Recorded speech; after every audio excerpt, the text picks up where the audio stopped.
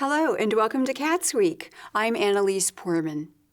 At the Bloomington Historic Preservation Commission meeting on January 26th, Historic Preservation Program Manager Gloria Colombrana shared a request for a partial demolition at 622 North Washington Street. So with this proposal, the original portion of the first floor would remain mostly intact. Staff recognizes that the proposed change to the building will affect the full geometry of the structure. However, the historic portion of the building will be given a new life. So usually with this type of proposal, we do not look at what will happen in the future. That's not in our purview whatsoever. But the extent of the demolition is important to note because it does change the shape, geometry of the building extensively. Staff is recommending release of the demolition delay. The petitioner, Barry Clapper, explained that they will rebuild the house using the same materials. We've had a foundation failure on the southwest corner of the porch, so that's going to be dismantled and a new foundation laid and then reassembled using the original material. Okay. So that'll go back as it is. The Commission unanimously approved the release of the demolition delay. The next partial demolition they reviewed was for a house located at 211 North Grant Street. Colombrana explained that the staff recommended considering alternative solutions to the demolition. Because the building's porch is unstable and is detaching from the house and has issues. The house has been rated notable to its material integrity and care. So this was another working class era cottage, but the windows are intact. The porch is original, the foundations, even the siding is the original wood. The purpose of and this is again another one where context is so important. I usually wouldn't bring what the future purpose of the demolition is, but it's basically to restore the building, or to stabilize the porch, rebuild it. So in this one, staff would consider, this one can go any way. Staff has thought about the possibility of releasing it, but also of maybe the petitioner retracting the demolition permit and restoring the porch in a different manner, or maybe the HPC elevating this building to a historic district so that the HPC can have a more careful look at the porch. The petitioner, Mac Matterson, shared their plans for the building. This portion right here is what we're needing to replace. This portion will all remain the same, but it has failed to the level that Kevin Potter recommends either installing helical piers, which will jack up the foundation and then have a mason come in after that to do a repair, or to do a demo of just that portion of it. All the masons that I talked to, which was about 6 or 7, all agreed that when they go to jack up that portion, that wall's going to fall. It's been like this for decades, and it's to the point now that it's no longer, they're afraid that if they even go to mess with it, it's going to fail. So I have with me some samples of the brick that they plan to use. You guys can see we picked a brick that is very similar to what's there. We're not trying to change the aesthetic at all, but just to rebuild what was there previously. Colombrana explained the options that the Commission has regarding the demolition delay. The HPC really has two choices: to release or to nominate. The idea of retraction is something that really can only come from the owner, but on the other hand, we now have a bit more context where the owner explained that he did explore the possibility of lifting the porch and that it's become much more complicated. So with that, so this is one of the reasons it's really also good to have a representative here to be able to speak on behalf of their project. To speak on behalf of the project and what's going on, and provide a bit more context. So really in the end, the only options that the HPC has is to release or to elevate to historic district. Elevate to historic district doesn't mean that the project cannot happen. It just means that it would then have to go through the certificate of appropriateness project, and then there would be 2 or 3 months of waiting time while it goes through the common council process. So it doesn't mean the end of the world for the building or the project, but rather that it would be a longer process. I'm just explaining this right for the public here. The commission unanimously approved the release of the demolition delay for the property on North Grant Street. On January 25th, the Bloomington City Council continued their discussion on whether or not to purchase the Showers building to be used as the new police headquarters. City Attorney Stephen Lucas provided an update on where the council left off last week regarding the appropriation ordinance. The council had introduced Amendment 1, had asked questions on that amendment, had gone to the public for comment, and returned to the council for further questions or comment. If the council would like to pick things up from that point, that would be appropriate. I'm not sure if the administration has any new updates to provide since last week, but that's where council left things off last week on this item. Deputy Mayor Mary Catherine Carmichael commented on behalf of the mayor's office, expressing her support of the ordinance. At issue this evening is the purchase of the building, yes, but more than that too. Tonight's decision will set the tone of our public service delivery for decades to come. The questions I encourage you to ask yourselves are, does the 3rd Street facility set the tone we want for our police department and fire administration in 2023 and beyond? Does it integrate our public safety workers into the greater community, or does it isolate them? Does it provide an attractive working environment for both sworn and civilian workers? Will it attract new employees or discourage them? Do you want to prepare our public safety providers for the future with room to expand and embrace new approaches to public safety delivery? We've provided you with professionally developed information about both facilities. Based on those numbers, we believe it's unwise to continue to put tax dollars into an outdated, unsound building that will likely continue to flood, even with significant investment in a perimeter drain estimated at a cost of over $600,000. The idea of doubling down with an addition to a failing facility is doubly unwise. The locations of both facilities have pros and cons. We are confident that any issues that might arise at a new location are manageable. There is no such thing as a perfect location. Moving to Showers, however, offers something that a current BPD building simply cannot offer: possibility. This is not only about physical space, but about integrated government and progressive police policy practices that can be successfully supported. So what this appears to boil down to is a question of status quo or the continuation of positive change. Councilmember Isabel Piedmont-Smith asked Carmichael how the administration would include both the police and fire departments in the renovation. We very much want to include them in the planning process, both the sworn officers and the other. There are around 38 non-sworn workers that work in the Bloomington Police Department. So we'd like to get their perspective on things, on the design of that too. They actually probably spend more hours of the day in the building than the sworn officers who are out patrolling. And of course, Chief Moore, as you can tell, has been very engaged in this process so far. So we would definitely include them in any of the planning before build out. After several hours of deliberation, the City Council passed the ordinance by a narrow vote of 5-4. And we'll have more CATSweek after this message.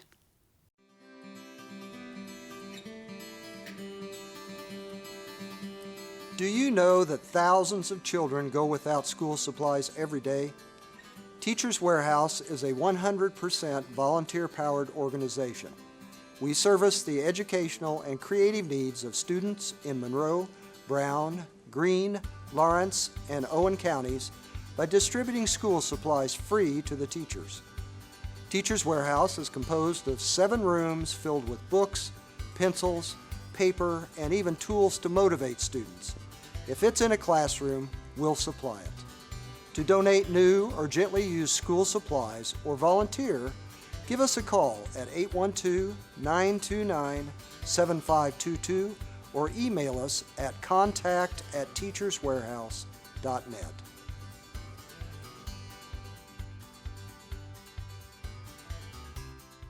Welcome back to CATSweek. At the Bloomington Board of Park Commissioners meeting on January 24th, Board President Kathleen Mills asked for clarification on a resolution regarding the 2023 special use permits and Switchyard Park Pavilion rental agreement. So A14 is the 2023 update to hourly use permit, park special use permit, Switchyard Park Pavilion rental agreement. And so there's a paragraph addressing drugs and alcoholic beverages, and then there's a paragraph addressing firearms. And so I understand per Indiana code, we can't prohibit people from having weapons in the parks. Although, just side note, on another item on the agenda, I thought it was interesting that we could prohibit people from having swords and paintball guns, but whatever. But I guess what I was curious about, it says if a person or organization who rents in a parks facility develops such a policy, it will be responsible for implementation and enforcement. So if someone rents the park, they can set their own or rents a space, their own policy about having weapons. Recreation Services Director Becky Barrick-Higgins responded. It actually stemmed from a few years back with our relationship with the BCT, and they had a rental group that came in and wanted to set their own, and we went to legal, and they said as a renter they would have that right to do so. Okay. So we have just been consistent in the language of that. So if a rental group came into the pavilion and wanted to set a separate, I believe they could. Administrator Paula McDevitt added that the BCT ran their policy past city legal and got it approved before their event. Right, and in that example, BCT drafted their policy, it was run by legal, and it was approved, and then they proceeded with their event. The board unanimously approved the consent agenda. At the Ellettsville Town Council meeting on January 23rd, Ellettsville resident Travis Conyer was appointed to the Ellettsville Board of Zoning Appeals. Conyer introduced himself to the council. I'm a maintenance engineer, been doing it for about 30 years in asset protection. It's what I've been doing for a long time. Anything that I do that I have the capacity to offer in terms of service, I'm very happy to do, and thankful and humble to do that. Following this appointment, the council considered the promotion of Ellettsville Police Department Deputy Marshal and School Resource Officer Alec Leggio to Sergeant. Richland Bean Blossom Community School District Superintendent Jerry Sanders spoke about Leggio's work and congratulated him on his promotion. One thing that I really love about Ellettsville, the town of Ellettsville, the Ellettsville Police Department, and Richland Bean Blossom Schools is that we easily attract the very best. We're very lucky to have great people who serve our community in a variety of ways, and Alec would certainly be described as one of the best. And so I'm very honored to be here tonight, and would like to wish Alec congratulations. The promotion was approved by the Town Council unanimously. Next, Ellettsville Town Marshal Jimmy Durnall presented a resolution to accept a gift from Ellettsville Senior Citizens Housing Incorporated.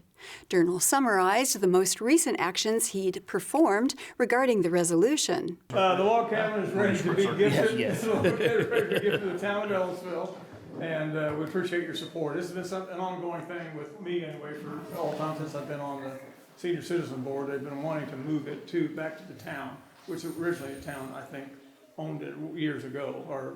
They moved it here. Yeah, so, Morse Enright moved it in 1966 to Greene County, or had it moved. So, I'm sorry for the confusion. That's all right. I thought we were on the sports. Not yet.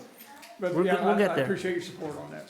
The resolution was adopted by the council unanimously. And we'll have more CATSweek after this message. I'm at risk of thinking there's just no point in trying. I'm at risk of looking in the mirror and hating what I see. I'm at risk of being told not to tell. But with Girls Inc. in my corner, I will not be another statistic. I will fight for myself. With you in my corner, I will win. Fuel her fire and she will change the world. Girls Inc. Welcome back to CATSweek.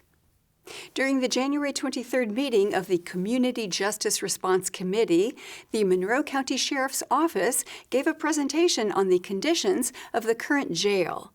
Chief Deputy Phil Parker showed images of what the jail looks like now. This is the holding cell for people who have recently been arrested. These people have not been convicted of a crime. They were probably brought in hours before I took this picture. And they're being held in a cell before they're classified and moved to a general population, or more than likely, released as per the judge's directive. So, we have 9 individuals in here at this point. It's hard to see them all. But what we're going to do is I just wanted to show you this photograph of where they're laying. As you can see, they're laying on the concrete floor. They're laying on concrete benches. There are no pillows, there are no blankets, there are no anything. These people are on the concrete. If we can move to the next photo. This is where we've zoomed in. This is what I wanted to show you. They're using Dixie cups for pillows here. I've showed this photograph to 3 people, and every time I've showed this photograph, as we zoomed in on this, I got gasps of how is that possible. So I want you to think about, these individuals laying on this cold floor, and this is what they had to resort to. If you'll see the floor drain there on the picture on the left there, when I went in there, that floor drain was full of urine. It smelled very strongly because there were some issues with the toilets, and inmates do what they do sometimes, but that had not been cleaned. It was a very strong odor of urine emanating from that. I talked to 3 corrections officers and said, why is this way? And basically, no fault of their own. I cannot emphasize this enough. They only can do what they were trained to do. They said it's always been this way. Parker said that he asked 3 corrections officers why the conditions are so poor inside the jail. He described what they told him. Here's what they told me too, that as these people were in here, they would crowd the doors and they would ask for toilet paper. So they would hand out toilet paper to them. Well, what they would do is they'd take that toilet paper and they would roll it up into small little pads. And then they would take these toilet paper pads and put them under their hip bones and under their elbows and under their ankles and under their knees to get some relief from that floor, because if you go lay on the concrete floor, you're going to start experiencing pain pretty quickly. Downside of that is, once you shift, they go in there and they would clean out the cell. Guess what? They sweep it out. There go all their pads, and we start this process over again to try to get some relief from this. What I was told is also that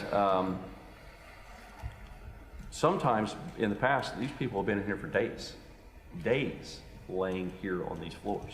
The next thing is they said they had about 4 to 5 incidents of use of force, because as you know, when people go through those things, it can cause some issues, and these holding cells is where they had the most use of force incidents in these cells. Parker said that people in holding cells are now issued a mat and a blanket. He said the holding cell has since been cleaned and repainted. Jail Commander Kyle Gibbons said that this small improvement was a necessary step in creating a more habitable facility for people who are booked into the jail. Parker reiterated that people placed in the jail are in their care and custody and deserve more humane treatment. As you guys have found through going to other facilities and through conversation, we found out that the intake is one of the most important aspects of any facility. By just changing their arrival, just talking to the inmates are night and day. They're open to now having a conversation and disclosing some things that they're going through. They feel comfortable where they're not laying on the frozen floor, literally freezing.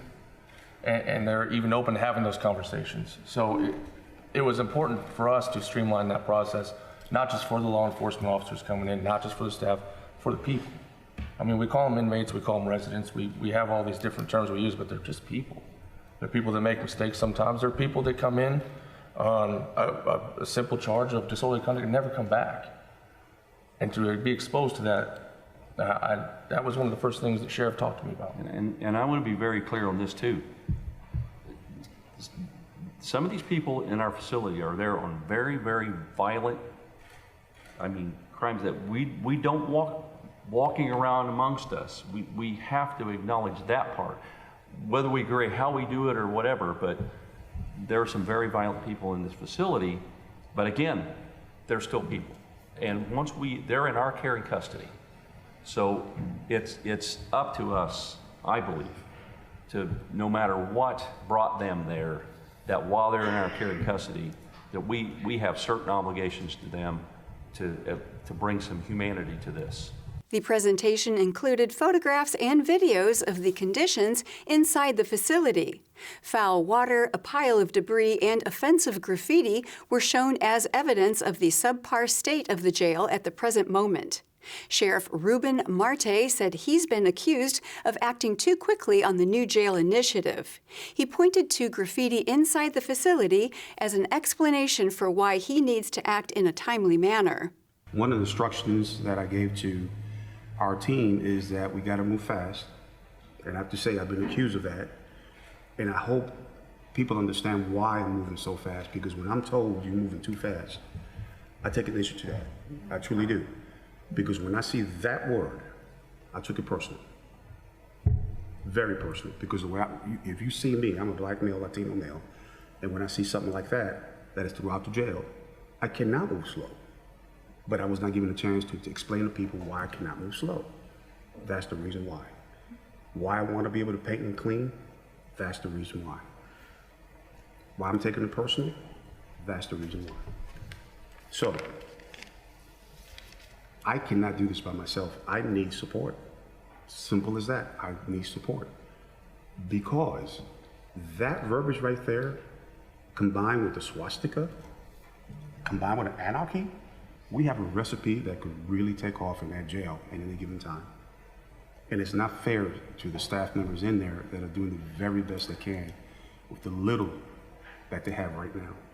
And when I say to you, they're working very hard, I mean they're working very hard. I asked them to do that and they're doing it. But it's not fair to them and all the residents that live in that establishment not to have it clean. I can't explain to you how I felt that Monroe County, a staff member of Monroe County, had to go to another county and borrow their equipment. We did it because we needed to get this stuff done now. I didn't have the luxury of people telling me, you're moving too fast, and or this is not the way it's done. I will follow the proper procedures that you want me to follow. I have no problem with that. But you have to understand from our point of view, from our lens, now that you see this, quite frankly, it's just not acceptable.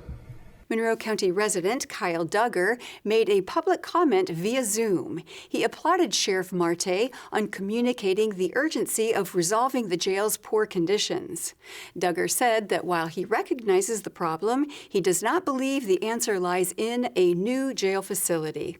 I wanted to applaud the sheriff for his basically trying to bring to the committee the immediacy of the problem that exists in the jail right now. And I don't think we could have done a better job than with that presentation.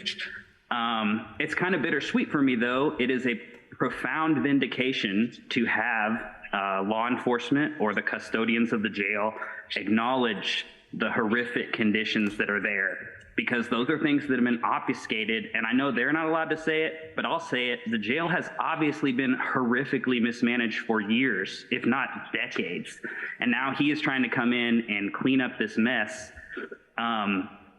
Every single one of my clients' complaints that have come to me has been corroborated. I was going to tell you that there are people who are booked in and not given a bed or water for days, or put in a room with a toilet that won't flush that has feces in it and have to live in there with the smell, or to have feces and urine and vomit spread on the walls. All of those things are true and have been happening for a long time. And while everyone fantasizes about this fictional 5-year jail that may exist somewhere out in the county, which is a bad idea, these things are still happening. And I appreciate so much that they brought that to the committee. There are other immediate things that we can do, though. There are, apart from the restoration efforts that he's undertaking, the cleaning efforts, just providing, we can mandate that people have to be given, basic toiletries and necessities when they come into our jail, that you get soap, that you get a toothbrush when you come in, because those things aren't a given. It is brought to my attention there are still some things that I honestly don't know if the sheriff's had the opportunity to even review them. People are charged from their commissary accounts to be seen by the nurse in jail. So if you report a medical problem, you have to make the choice whether or not you want to have 5 minutes you can talk to your family member or your loved ones on the jail call, or you can be seen by the nurse. And if you don't have money on your books and you get seen by the nurse, you get a debit, and if a family member comes and puts money on your account, then it gets taken. So you can't even make your calls anymore after that. These are simple things that we could do right now that don't require a new building to make the jail more humane, more habitable. And if you treat people like animals, if you treat people horribly, then that's how I would act if I was treated that way. Thanks. The Community Justice Response Committee will meet again at 4:30 p.m. on Monday, February 6th. And that's all for Cats Week. Thank you for joining us. For Cats and WFHB, I'm Annalise Poorman.